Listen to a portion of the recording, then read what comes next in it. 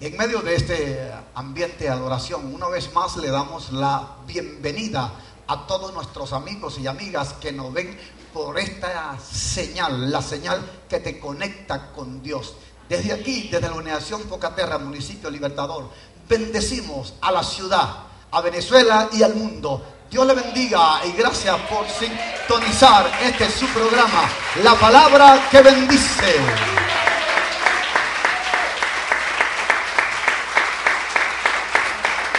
Qué bueno, así es. Estimados hermanos y hermanas, amigos y amigas, reciban la bendición del Señor.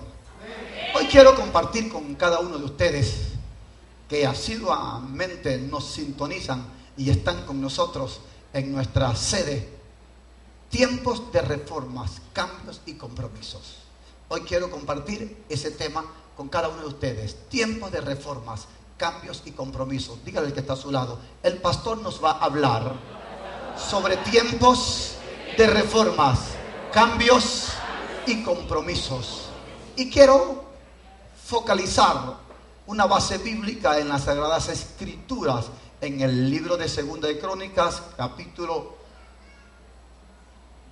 15, del versículo 5 en adelante. Ok, veamos qué dice la base bíblica allí la base bíblica en 2 de Corintios capítulo 15 versículo 5 en adelante.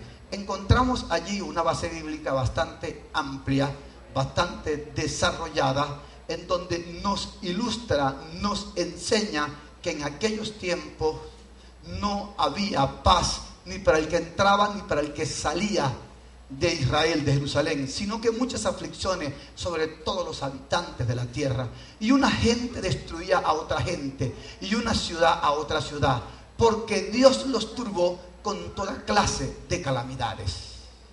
Cuando oyó Asa las palabras y las profecías del profeta Azarías, hijo de Obed, cobró ánimo y quitó los ídolos abominables de toda la tierra de Judá y de Benjamín y de las ciudades que él había tomado de la parte montañosa de Efraín, y reparó el altar de Jehová que estaba delante del pórtico de Jehová. Entonces prometieron solemnemente que buscarían a Jehová, el Dios de sus padres, de todo su corazón y de toda su alma, y que cualquiera que no buscase a Jehová, el Dios de Israel, muriese, grande o pequeño, hombre o mujer. Y juraron a Jehová con gran voz y júbilo, al son de trompetas y de bocinas. También privó a su madre Maaca de ser reina madre, porque había hecho un ídolo de acera. Además deshizo Asa el ídolo de su madre y lo quemó junto al torrente de Sidrón.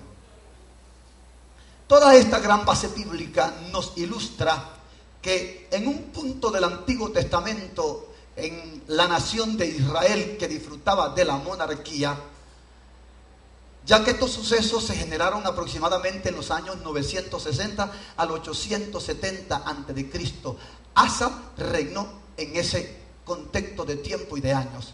El reino de Israel para este momento se había dividido por los intereses propios de las rivalidades de la gente que quería asumir el reinado, asumir la monarquía, y por la desobediencia de los líderes sucesores de Salomón, se dividió el reino a la muerte de Salomón, trayendo esto desgracia, trayendo esto guerra y trayendo esto fragilidades. Dígale que está a su lado, cuando hay división no hay logros.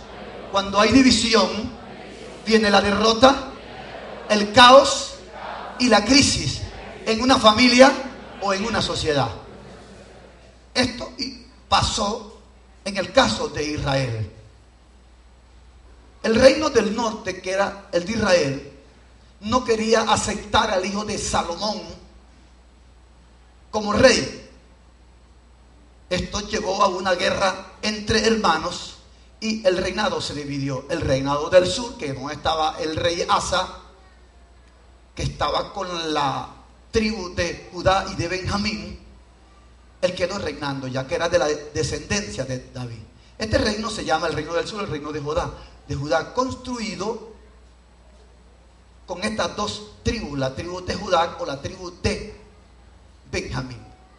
Con este contexto donde Asa empieza a reinar y a gobernar, en estas dos tribus, a Asa se le define como un rey bueno, recto y justo ante los ojos de Dios. Lo definimos eso en las Sagradas Escrituras. En la nación habían tres grandes figuras públicas que eran las que modelaban la conducta del pueblo. Esas tres grandes figuras era el rey, ya que él como monarca era la figura principal de la política y él aplicaba toda la estrategia para generar la paz, la seguridad, la economía en la frontera con las otras naciones y con la política interna propia de todos los ciudadanos. La otra gran figura que ayudaba a direccionar el pueblo hacia Dios era el profeta. El profeta era el que comunicaba la palabra que Dios le revelaba, y a través de esa palabra el pueblo, al oír el mensaje, aprendía obediencia, aprendía a temer a Dios. El otro era el sacerdote, que era el encargado de tomar la palabra del profeta y la palabra escrita de Dios para enseñarle al pueblo, para conducir al pueblo y para mantener el culto de Dios allí pues en el templo que en ese momento existía. Cuando este trinomio de figuras públicas en Israel hacían lo correcto y lo bueno y obedecían a Dios, Dios bendecía a la nación. La nación prosperaba porque había obediencia a Dios. Dígale que está a su lado: cuando hay obediencia, Dios bendice, Dios prospera, Dios da seguridad. Porque la victoria y lo bueno de Dios viene cuando hay obediencia. No hay una cosa más agradable para un padre y una madre cuando sus hijos obedecen.